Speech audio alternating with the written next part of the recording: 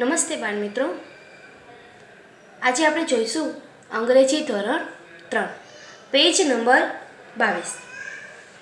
Page number 22 ખોલો બધા. જુઓ, પેજ નંબર 22 ઉપર શું છે, આપણે આગળ 21 નંબરના પેજ ઉપર જોયું હતું ને, બધા પ્રશ્ન પૂછ્યા હતા કે vote is this, what is that. This એટલે આ અને ધેટ એટલે પેલું. એવી રીતના પ્રશ્ન જવાબ આપણે આગળના પેજમાં પણ જોયા અને 22 નંબરના પેજ ઉપર છે તે પણ આપણે જોઈએ. શેનું ચિત્ર દેખાય છે તમને? ટ્રેનનું ચિત્ર છે ને. તો vote is this, what is this. Train કે શિપ શું છે? ટ્રેન છે ને.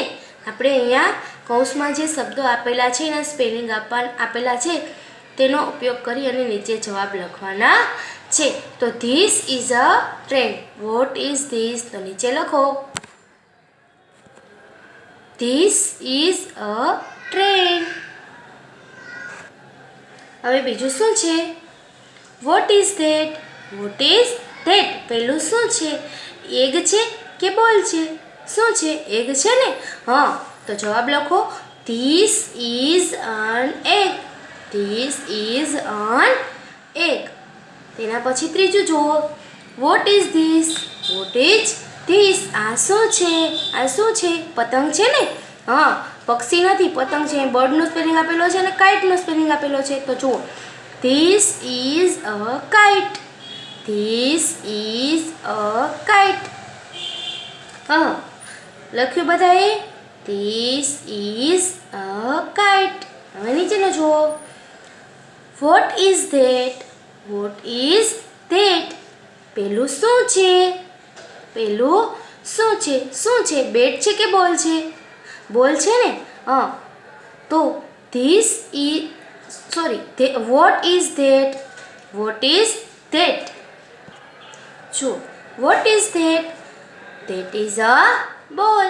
જવાબમાં લખો ધેટ ઇઝ અ બોલ. એના પછીનું જુઓ, what is this, what is this. Pen છે ને. તો this is a pen. This is a pen. નીચે જુઓ, શેનું ચિત્ર આપેલું છે? ટોમેટો છે ને. What is that, what is that. આ પેલું શું છે?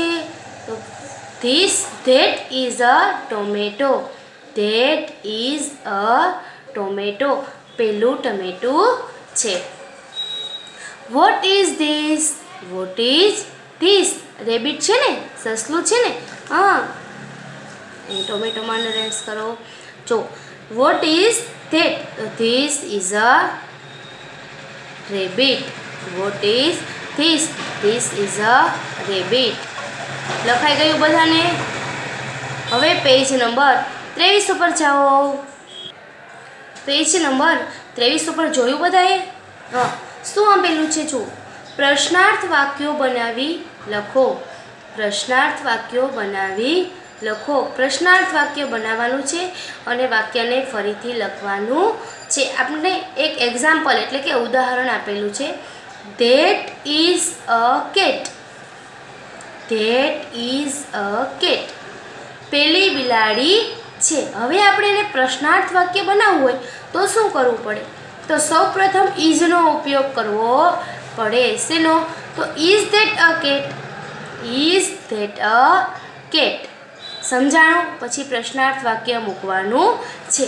હવે વાક્ય જુઓ, this is a cup. This is a cup. હવે આપણે એને પ્રશ્નાર્થ બનાવવું છે તો આપણે અહીંયા is this a cup. Is this a cup. પ્રશ્નાર્થ ચિહ્ન મૂકવાનું. સમજાણું? Is this a cup. પછી બીજું વાક્ય છે, ધેટ ઇઝ અ લાયન. લખો વાક્ય ઇઝ ધેટ અ લાયન. પ્રશ્નાર્થ ચિહ્ન મૂકવાનું. એના પછી ત્રીજું વાક્ય, this is an ant. This is an ant. લખો is this an ant. Is this an ant?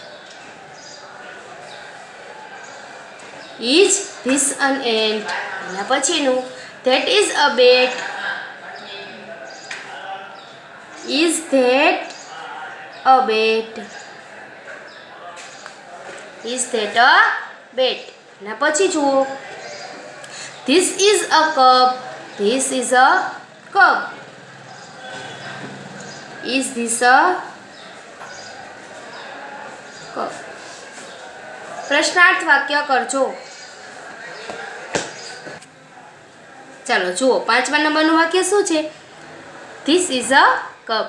એનું પ્રશ્નાર્થ વાક્ય બનાવો. Is this a cup. હવે જુઓ 6ઠા નંબરના વાક્યમાં that is an apple. That is an apple. એમાં લખો is that an apple. Is that an apple. હવે નીચે જુઓ this is a potato. This is a potato. પ્રશ્નાર્થ વાક્ય બનાવો. Is this a potato. Is this a potato. એમ પ્રશ્ન પૂછે છે કે પહેલા બટેટા છે. Is this a potato. હવે નીચે જુઓ 8મા નંબરનું વાક્ય જુઓ that is a boat. Is that a boat? Is that a boat? પ્રશ્ન પૂછે છે. This is a kite. જવાબ આવશે Is this a kite?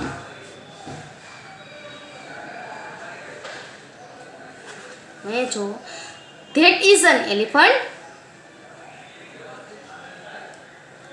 Is that an elephant? ELEPHANT.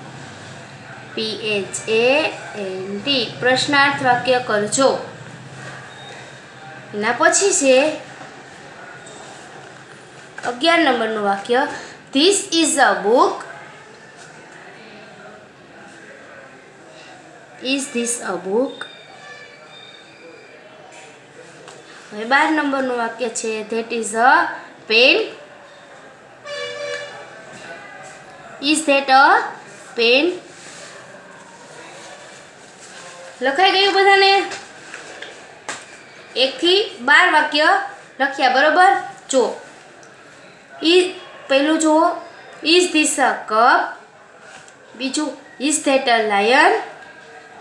Is this an ant? Is that a bat? Is this a cup? Is that an apple?